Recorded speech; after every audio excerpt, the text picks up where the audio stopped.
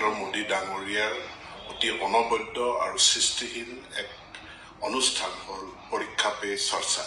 আৰু পৰীক্ষা পে চৰ্চাৰ জৰিয়তে তেখেতে শিক্ষাৰ্থী, অভিভাৱক আৰু শিক্ষক শিক্ষয়িত্ৰীসকলৰ লগত পৰীক্ষা সম্পৰ্কে, পৰীক্ষাক চাপমুক্ত কৰা আৰু পৰীক্ষাক উৎসৱৰ দৰে পালন কৰাৰ বাবে পোনপটীয়াভাৱে বাৰ্তালাপ কৰে।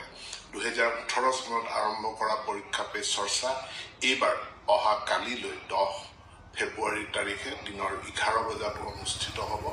আৰু ইয়াৰ বাবে এইবাৰ অসমৰ পৰা সৰ্বাধিক প্ৰায় 32 লাখ লোকে পঞ্জীয়ন কৰিছে আৰু ই গোটেই ৰাষ্ট্ৰৰ ভিতৰতে আমি অসমে দ্বিতীয় স্থান পঞ্জীয়নৰ ক্ষেত্ৰত লাভ কৰিছোঁ। তেখেতৰ এই অনুষ্ঠানত আমাৰ অসমৰ বৰাক ভেলীৰ নৰসিং উচ্চতৰ মাধ্যমিক বিদ্যালয়ৰ এজন ছাত্ৰও তেখেতে পোনপটীয়াভাৱে প্ৰধানমন্ত্ৰীৰ লগত বাৰ্তালাপত অংশগ্ৰহণ কৰিব। অহা কালিলৈ আমাৰ অসমৰ 44,564খন বিদ্যালয়ত এইটো পোনপটীয়াকৈ সম্প্ৰচাৰ কৰাৰ ব্যৱস্থা কৰা হৈছে।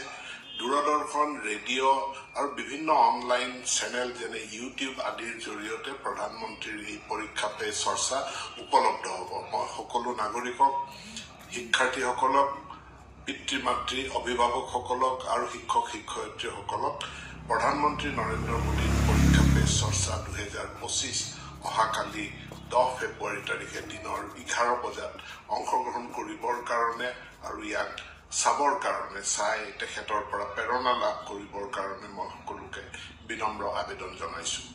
নৰেন্দ্ৰ মোদী ডাঙৰীয়াৰ অতি অনবদ্য আৰু সৃষ্টিশীল এক অনুষ্ঠান হ'ল পৰীক্ষা পে চৰ্চা।